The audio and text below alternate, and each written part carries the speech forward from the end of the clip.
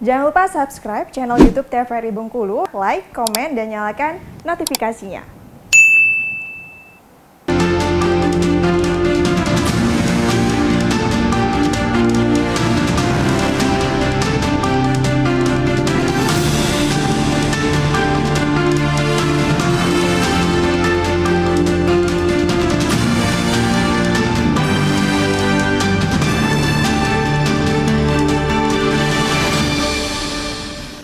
Baik, kembali pemirsa di Berunda TVRI Bengkulu sore hari ini edisi Selasa 30 Mei 2023 dan masih bersama saya Karo Fahmi dan kita masih membahas tema membumikan nilai-nilai Pancasila dalam rangka bulan Bung Karno tentunya ya.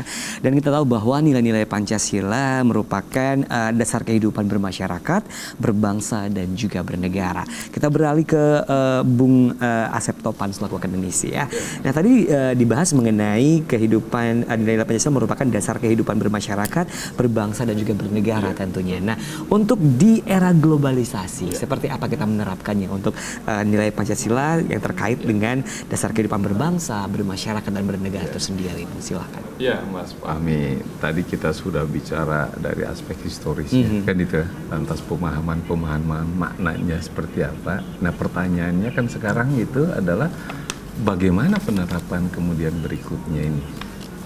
Ini yang justru menjadi keprihatinan. Saya terus terang ini mengapresiasi ada istilah bulan Bung Karno ya. Itu luar biasa menurut saya, kan itu penerapan ini. Karena kita kembali lagi, eksistensi kita bernegara itu tidak lepas dari peran Bung Karno dan Pancasila di dalamnya. Betul. Itu satu. Nah, cuman yang terjadi, Mas Fahmi, ini terjadi sebuah degradasi makna, pemahaman itu saya katakan semacam amnesia politik di kalangan generasi milenial ini. Itu ya. Tadi dipahami walaupun misalnya secara faktual norma-norma moral itu agama mengajarkan dan sebagainya mengajarkan, tapi secara eksistensial di situ makna Pancasilanya hilang. Kira-kira itu kan ya. Nah, ini yang menjadi kekhawatiran. Bahkan hasil-hasil dari penelitian ini yang mengejutkan gitu ya. Misalnya di universitas besar di Jawa, mulai dari UGM, gitu ya, IPB, ITB, barangkali Undip dan sebagainya, ada penelitian yang itu sangat valid itu. Itu sampai 60%, 80% itu tidak menghendaki lagi Pancasila. Itu kaget itu. Ada apa ini? Kan itu ya. Barangkali di Bengkulu tidak seperti itu. Tapi artinya apa sih? Ada semacam kekosongan pemahaman yang tidak sempat terwariskan kepada generasi milenial tentang kenapa Pancasila menjadi penting dalam kehidupan bernegara bermasyarakat. Betul. Itu kan ya. Nah, ini kan jadi bahkan kemudian apa? Mereka setuju kalau Pancasila diganti dengan apa? Agama, gitu ya. Nah, agama apa? Yang di sini yang dikatakan agama tentunya tadi yang khilafah dan sebagainya. Kan sekarang bermunculan. Betul. Gitu ya. Ide-ide fundamentalisme dan sebagainya. Itu salah satunya. Sehingga kemudian dibelokkan pemahaman ini. Kita harusnya kan Pancasila. Apa Pancasila itu agama gitu. Dengan piagam Jakartanya, itu Islam menjadi. Bayangkan. Dan itu ternyata tidak terlepas kalau dari para peneliti-peneliti sekarang gitu ya. Ini bukan kebetulan. Ada by design gitu ya. Bahwa Indonesia itu intinya bisa disuriahkan, ada sampai bilang gitu, dihancurkan ini dengan cara menghancurkan Pancasilanya. Agama masuk, apa yang terjadi kalau itu menjadi terrealisasikan, menjadi dasar negara itu, kita nantinya. Dasar negara kita misalnya nih, maaf ini bukan mendiskreditkan, misalnya ini Islam nih, kan itu kan.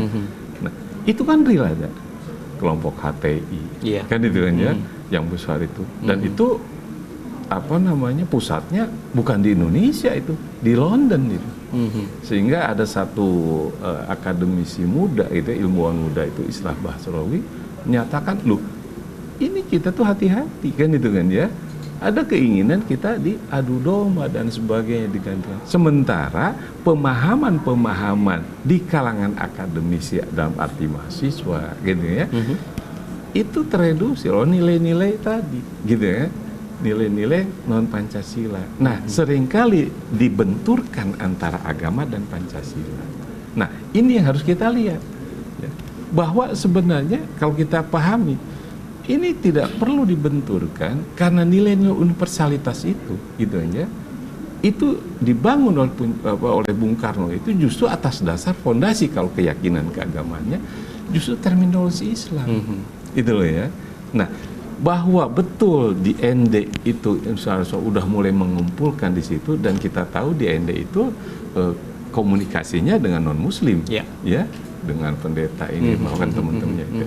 Tapi begitu di Bengkulu, dari ND ke Bengkulu, dengan siapa Bung Karno berinteraksi? Dengan ketua Muhammadiyah. Itu kan? Justru disitulah keislaman Bung Karno itu dipupuk. Sehingga terminologi yang muncul dalam misalnya formasi Pancasila itu syarat nilai-nilai Islam. Istilah saja yang dipakai, adil, musyawarah, rakyat, itu semua adalah terminologi Islam, bukan Barat gitu kan. Kenapa nggak pakai civil society kan? Betul. Nah itu misalnya itu. Nah kita harus paham sehingga apa? Tidak perlu dibenturkan antara agama, dalam hal ini Islam, dengan Pancasila. Betul. Nah tapi dalam konteks kita misalnya kurang memahami itu, terutama di generasi milenial tadi yang katakan oleh Ridho ini, berarti ada sesuatu yang kurang ini. Nah itu ada semacam amnesia gitu ya, ada kehilangan ingatan di sini. Itu maksud ini saya. kehilangan ingatannya, ini kehilangan ingatan secara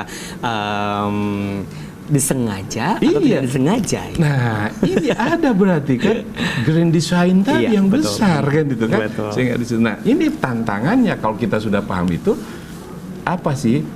Nah tadi edukasi tentang Pancasila berbeda dengan tadi harus di Orde Baru harus gini-gini. Kita harus bedakan antara Orde Baru, bukan Orde Lama gitu. dan juga Reformasi. Orientasinya adalah keilmuan secara akademis. Ayo kita diskusikan Pancasila itu. Ayo kita rembukan. Bukan hanya misalnya sekarang misalnya bisa jadi kenapa sih Anda mengikuti kuliah Pancasila? Ya karena wajib. Kalau nggak perlu, ngapain sih? Nah kan itu kan. Nah ada keterpaksaan. Keterpaksaan itu. Kenapa? Isinya juga salah-salah. Betul. Gitu. Nah itu maksud saya. Mas. Oke, baik, kita beralih ke Bung Ridho Harjuni nih. Sebelum kita ke kesimpulan untuk sore hari ini.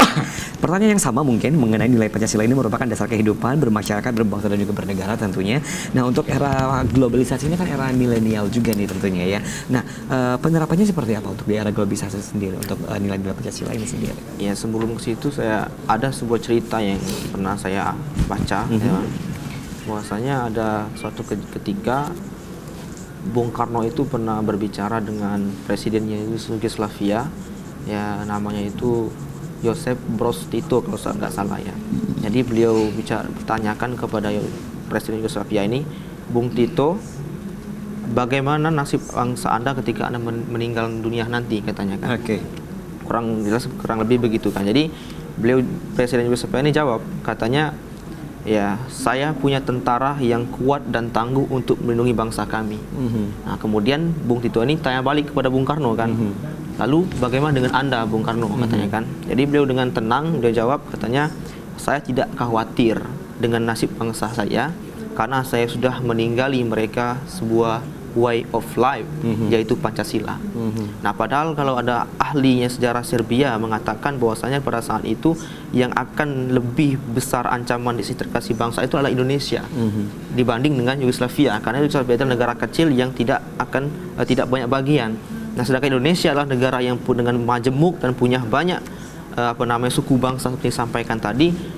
Tetapi faktanya pada saat itu adalah Yugoslavia akhirnya terpecah menjadi negara-negara bagian, dan Indonesia hari ini tetap menjadi negara yang kesatuan, yang utuh dengan segala keberagaman yang ada dalamnya. Nah itu salah satu maksud saya kan kekuatan Pancasila yang sangat diyakini oleh Bung Karno ya. Dan memang fakta hari ini terjadi adalah Indonesia masih tetap bertahan ya dengan penuh keberagaman dan suku budaya, dan tetap berhaluan dengan salah satu ideologi dan falsafah bangsanya, yaitu Pancasila. Nah maka kita alihkan kepada generasi muda hari di tengah globalisasi, memang sebuah tantangan yang harus kita sama-sama pahami ya. Era kuatnya era globalisasi dengan kecanggihan teknologi ini, segala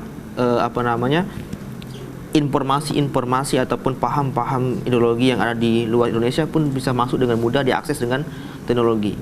Maka inilah diuji kembali bahwasanya ideologi Pancasila mampu tidak bertahan dengan keadaan seperti ini. Maka anak-anak muda yang saya sampaikan tadi Bang, sebagai tunas muda ini, ya mereka harus kembali tetap diberikan pendidikan Pancasila. Gitu. Baik, luar biasa tentunya. Baik. Pemirsa di rumah tentunya untuk tema kita menarik sekali mengenai membumikan nilai-nilai Pancasila untuk dalam rangka memperingati bulan Bung Karno tentunya, dan kita harus tetap yang namanya tahu apa itu Pancasila dan juga menerapkan nilai-nilai Pancasila kepada generasi muda ataupun juga generasi milenial sampai saat ini. Terima kasih sekali lagi untuk kedatangannya. Ada Pak Asep Topan selaku akademisi dan juga terima kasih untuk Ridho Harjuni selaku mahasiswa. Tentunya semoga apa yang dapat kita sampaikan menjadi pembelajaran bersama tentunya, dan terus cintai Pancasila dan juga pahami betul makna-makna dari nilai-nilai Pancasila tersebut. Saya Karim pamit. Assalamualaikum warahmatullahi wabarakatuh dan sampai jumpa kembali.